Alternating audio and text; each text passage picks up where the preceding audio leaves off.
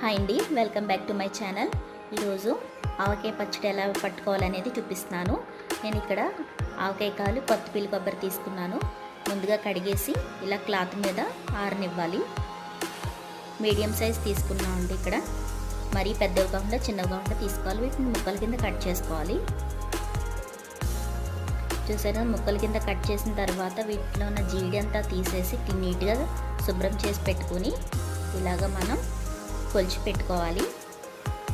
ఇక్కడ అర కేజీ ఉప్పు, అలాగే అర కేజీ ఆవాల్ని మిక్సీలో గ్రైండ్ చేసి పొడి చేసి పెట్టుకోవాలండి.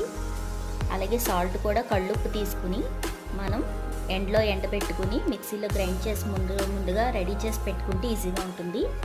ఆవాలు మాత్రం ఆ రోజుకి ఆ రోజే చేసుకోవాలి. ఇక్కడ కేజీ కారం పడుతుందండి.